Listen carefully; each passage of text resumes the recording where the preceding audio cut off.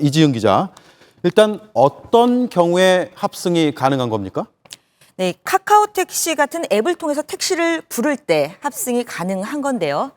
네, 우선 승객 서로가 합승 호출에 동의해야 배차가 성사됩니다. 그리고 이때 합승 승객이 상대방의 탑승 시점과 위치를 알 수 있게 해야 하고요. 앉을 수 있는 좌석이 어딘지도 알려야 합니다. 네, 저도 이 부분이 가장 궁금했는데 합승 호출에 동의를 하면 남녀 구분 없이 함께 타게 되는 겁니까? 네, 국토부가 정한 기준이 조금 복잡한데요. 그거를 간단하게 설명을 드리면 일단 중형 택시 5인승 차량은 같은 성별끼리만 합승이 되고 혼성은 금지입니다. 네. 우리나라는 소나타 같은 중형 택시가 90% 넘게 차지해서 대체로 혼성이 어렵다고 보시면 됩니다. 하지만 대형 택시와 모범 택시 등은 성별 제한 없이 승객이 합승할 수 있습니다. 네. 자, 모범 택시는 알겠고 중형 택시는 동성만 가능하고 대형은 성별이 무관하다라는 건데 우리가 흔히 큰 차라고 하죠. 뭐 예를 들면 그랜저 같은 차량이 있습니다. 그런 그랜저 같은 택시는 혼성이 가능한 겁니까? 네, 일반적으로 말하는 큰 차와 대형 택시를 구분지어서 볼 필요가 있습니다.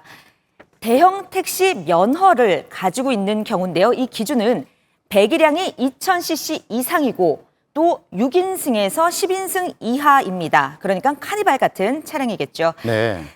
예를 들어서 3300cc 그랜저라 하더라도 5인승이기 때문에 중형 면허로 대체로 분류돼 혼성 금지입니다. 네. 좀 복잡하긴 한데 어쨌든 여러 가지를 따져봐야 되겠군요. 그리고 또 하나는 합승에 동의하지 않으면 택시의 기본료가 올라간다. 이거 사실입니까? 네, 우선 택시 기본료는 이 합승 여부에 영향을 미치지 않습니다. 다만 호출료는 붙을 수 있는데요. 한 택시 중개업체의 경우 승객들이 최대 3,000원을 부담한 적이 있어 이런 우려가 나온 것 같습니다. 다만 이 시장의 90%를 차지하는 카카오택시에 문의를 했더니 호출료뿐 아니라 서비스를 언제 출시할지 시기도 아직 정하지 않았다고 했습니다. 승객 간의 요금 부담을 어떻게 할 것인지 또 두 번째로 적정한 호출료의 수준은 얼마로 해야 할지 등을 설계해야 하고요.